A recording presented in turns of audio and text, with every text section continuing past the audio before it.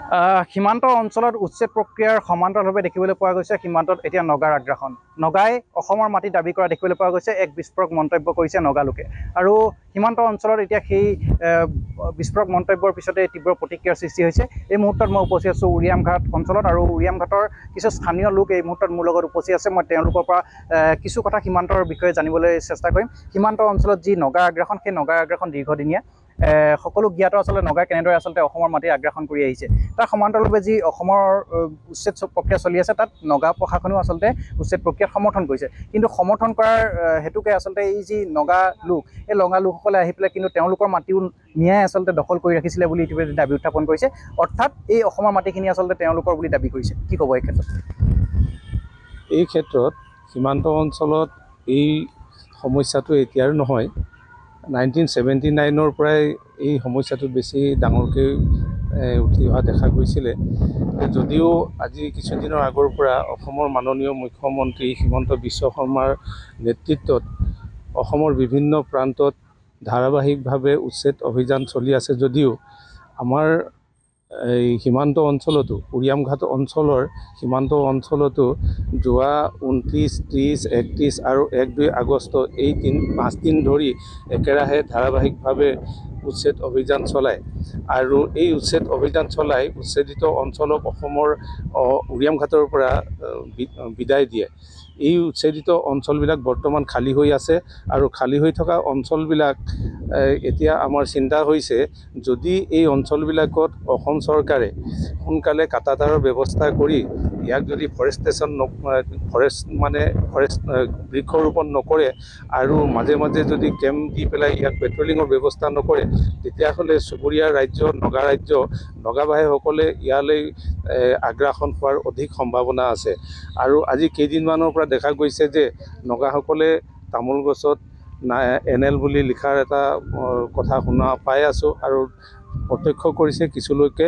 তেখেতসকলেও দাবী কৰিছে এই বিবদমান অঞ্চলটো তেখেতসকলৰো এটা অংশ আছে বুলি।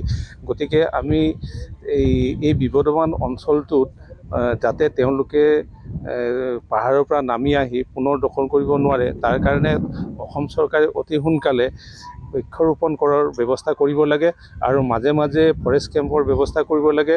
আমাৰ নিউট্ৰেল ফ'ৰ্চৰ কেম্পৰ সংখ্যা বৃদ্ধি কৰিব লাগে আৰু ঠায়ে ঠায়ে আছাম বেটেলিয়ন কেম্পৰ ব্যৱস্থা কৰিব লাগে।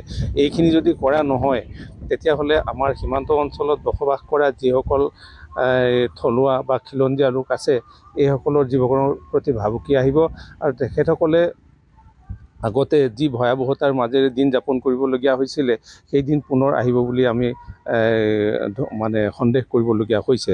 গতিকে আমি অসম চৰকাৰে যিটো উচ্ছেদ অভিযান চলালে, সেইটোত আমাৰ অসমৰ সকলো দল সংগঠনৰ সমৰ্থন আছে, আমিও সমৰ্থন কৰোঁ। এই অভিযানৰ পিছত, উচ্ছেদ অভিযানৰ পিছত কৰিবলগীয়া কামখিনি যদি চৰকাৰে অতি শীঘ্ৰে নকৰে, তেতিয়াহে আমাৰ পুনৰ সমস্যাৰ সন্মুখীন হোৱাৰ সম্ভাৱনা আছে। নগাৰ আচলতে আগ্ৰাসন বহুদিনীয়া পুৰণি। নগাই যিসমূহ টেক্স লোৱা দেখিবলৈ পোৱা গৈছে বিভিন্ন সময়ত, নগাই যিহেতু অসম প্ৰশাসনৰ লগত এই উচ্ছেদ অভিযানৰ সমৰ্থন কৰিছে, কিন্তু এইটো বুজাইছে যে এতিয়া সমৰ্থন কৰি পেলাই তেওঁলোকে সেই অসমৰ মাটিখিনি আগ্ৰাসন কৰিব। চাওক, অসম চৰকাৰে এইটো বিবদমান অঞ্চল হিচাপে এই অঞ্চলটোত নিউট্ৰেল ফ'ৰ্চে চোৱা চিতা কৰি আছে আৰু ইয়াত এই অঞ্চলটোত নগা ভাইসকল আৰু অসমৰ বিবদমান অঞ্চল বুলি বহুদিনৰ পৰা সকলোৱে জানে, পৰিচিত হৈ আছে, যাৰ কাৰণে ইয়াত নিউট্ৰেল ফ'ৰ্চ দিয়া হৈছে।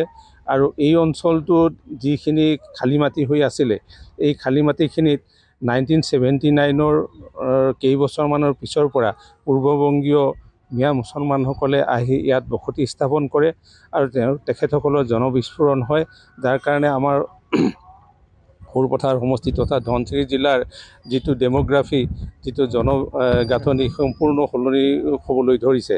গতিকে নগাই এই অঞ্চল টুকুৰা যদি খালী হৈ থাকে, তেতিয়াহ'লে দাবী কৰাৰ সম্ভাৱনা আছে। গতিকে তেওঁলোকে যাতে দাবী কৰিব নোৱাৰে, তাৰ কাৰণে চৰকাৰে অতি সোনকালে ইয়াত যি তামোল গছ আছে আৰু নাৰিকল গছ আছে, এইবিলাক কৰ্তন কৰি তাত বৃক্ষৰোপণৰ ব্যৱস্থা তৎকালীনভাৱে কৰিব লাগে বুলি আমি অসম চৰকাৰক অনুৰোধ জনাইছোঁ। আৰু লগতে এই অঞ্চলত যাতে কোনো ধৰণৰ বিবদমান অঞ্চলটোত যাতে কোনো ধৰণৰ মাটি বাৰীক লৈ পুনৰ বিতৰ্ক নহয় তাৰ কাৰণে চৰকাৰে তৎপৰভাৱে ব্যৱস্থা গ্ৰহণ কৰিব লাগে। আমি নিশ্চয়কৈ আচলতে সীমান্ত অঞ্চলত এতিয়া নগা আগ্ৰাসনত শংকিত হৈ পৰিছে সীমান্তবাসী ৰাইজ। আৰু এগৰাকী বিষয়ববীয়া আছে, মই তেওঁৰ পৰাই জনাৰ চেষ্টা কৰিম। সীমান্ত অঞ্চলত বহু প্ৰতিবাদ হয় নগা আগ্ৰাসনক লৈ। এতিয়া নগা আগ্ৰাসন আচলতে পুনৰ হ'বলৈ গৈ আছে নেকি সীমান্ত অঞ্চলত, যিহেতু সীমান্ত অঞ্চলত এতিয়া উচ্ছেদ প্ৰক্ৰিয়া চলি আছে। তাত অসম প্ৰশাসনক নাগালেণ্ড প্ৰশাসনে সহায় কৰিছে। তাৰপিছতে দেখিবলৈ পোৱা গৈছে যে তেওঁলোকৰ মাটি বুলি দাবী কৰিছে নগাই। হয়, নিশ্চিতভাৱে মুখ্যমন্ত্ৰী যি ম্যামুক্ত অসম বেদখলমুক্ত বনাঞ্চল যি প্ৰক্ৰিয়া চলি আছে, নামবৰ আৰু ৰেংমা বনাঞ্চলৰ ইতিমধ্যে উচ্ছেদ সম্পূৰ্ণ হৈছে। ইয়াৰ সমান্তৰালভাৱে দেখিবলৈ পোৱা গৈছে যে নগা লোকসকলে কি কৰিছে, তেওঁলোকৰ নিজৰ মাটি বুলি তেওঁলোকে বিভিন্ন স্থানত তেওঁলোকৰ কিবা এডেল বুলি কিছুমান চিন দি থৈ গৈছে। বিভিন্ন ধৰণে তেওঁলোকে কলপুলি ৰুই পেলাই তেওঁলোকৰ দখলত আনিব বিচাৰিছে। এই ক্ষেত্ৰত আমি গোলাঘাট জিলা প্ৰশাসনক, অসম চৰকাৰক দাবী জনাইছোঁ যে অতি সোনকালে সেই অঞ্চলবিলাকক বনানীকৰণ কৰি পেলাই তাত নিউট্ৰেল ফ'ৰ্চ, আছাম ৰাইফল আৰু আছাম বেটেলিয়ন দি অতি সোনকালে এই ঠাইসমূহ সুৰক্ষিত কৰি পেলাই আমাৰ খিলঞ্জীয়া লোকসকলক সুৰক্ষিত দিয়ে, তাকে মই কামনা কৰিছোঁ। নিশ্চয়কৈ আচলতে সীমান্ত অঞ্চলত এতিয়া দেখিবলৈ পোৱা গৈছে নগা আগ্ৰাসন।